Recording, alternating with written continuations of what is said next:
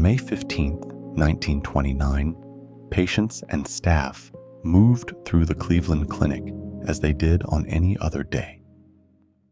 The building was modern, organized, and designed for care.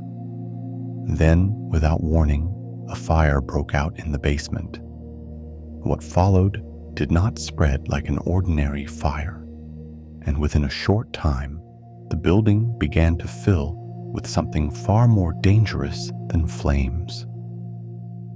In 1929, the Cleveland Clinic was considered one of the more advanced medical institutions in the United States.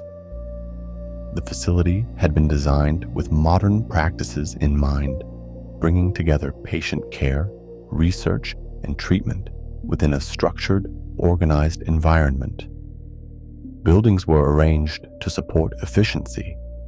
Rooms were designated for specific procedures, and materials used in the course of medical work were stored and maintained within the facility itself. For patients entering the clinic, the experience was meant to feel controlled, predictable, a place where conditions could be managed and outcomes improved. Within the building, staff moved through their routines. Doctors examined patients. Nurses attended to those receiving care. Equipment and supplies were stored throughout the structure, including in lower levels where materials not immediately needed could be kept. Among those materials were medical films, X-ray negatives, used to record and study images of the human body. At the time, these films were made from a substance known as cellulose nitrate. It was widely used, and it was known to be unstable under certain conditions. On May 15, 1929, the clinic was operating as usual. Patients were inside, staff were at work, and within the building, the materials that supported its operation were stored in place. On the afternoon of May 15, 1929, the Cleveland Clinic was operating as it normally did. Patients were being seen. Staff moved between rooms. The building followed its usual rhythm. Then, in the basement, a fire began. At first, it did not appear unusual. Small fires could occur in buildings that stored large amounts of materials, and the initial response was handled as a routine situation. Staff became aware of the fire and began taking steps to address it. There was no immediate sense that the building was in serious danger.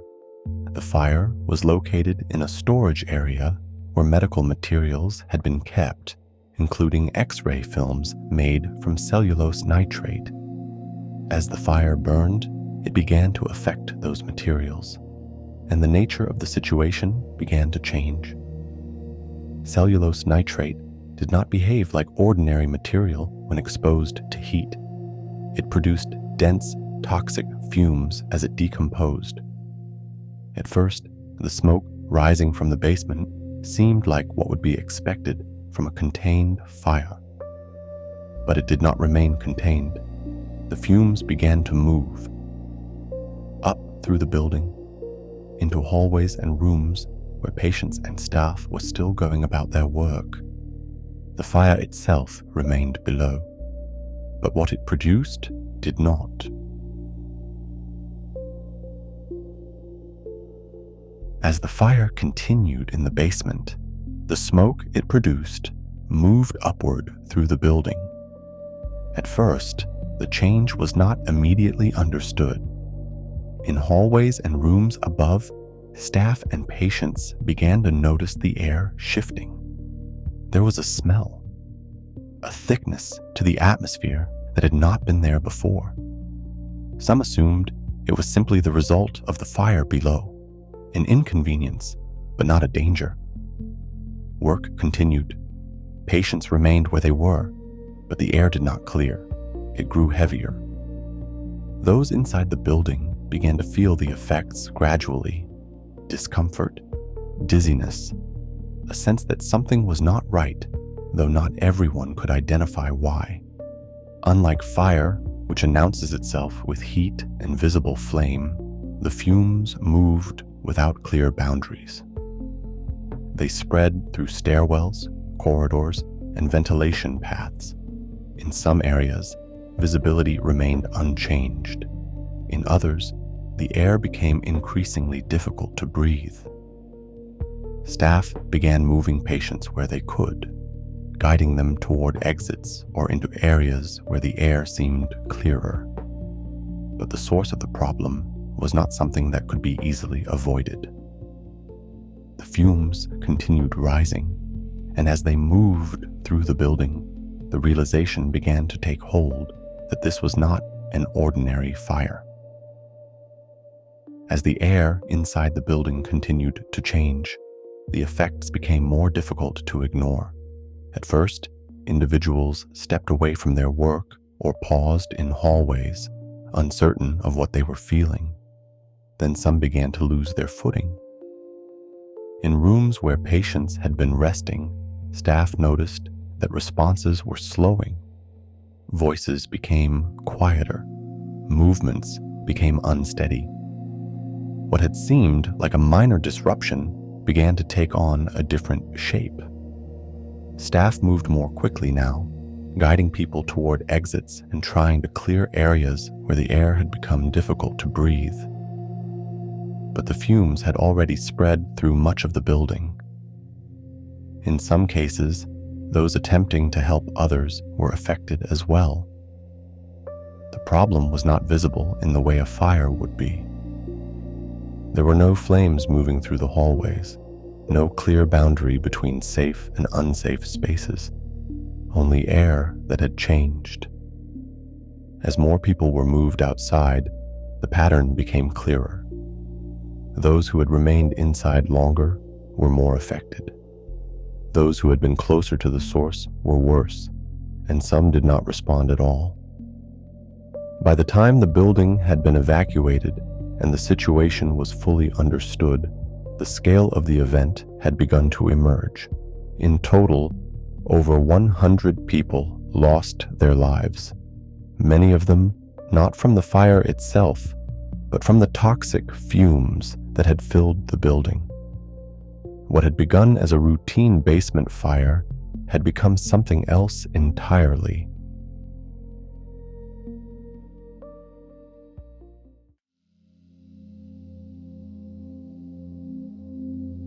In the aftermath of the Cleveland Clinic fire, the building remained standing. From the outside, it showed little of what had taken place inside. There had been no large-scale destruction of the structure, no visible collapse. The fire itself had been contained. But the impact of what had occurred within the building extended beyond what could be seen. Investigations focused on the materials stored in the basement, particularly the X-ray films made from cellulose nitrate. At the time, these materials were widely used in medical settings. Their instability under heat was known, but the full extent of the danger they posed in enclosed spaces was not always accounted for. The event revealed how a substance that appeared ordinary in use could become hazardous under specific conditions, not through flame alone, but through what it produced. In response, changes were made in how such materials were stored and handled. Alternatives were developed, safety practices were revised, and the understanding of risk within controlled environments began to shift. The Cleveland Clinic continued operating. The building remained part of the city, and over time, the visible signs of the event faded, but the nature of what had happened there did not disappear. A fire that remained below, and a consequence that moved through the air above it.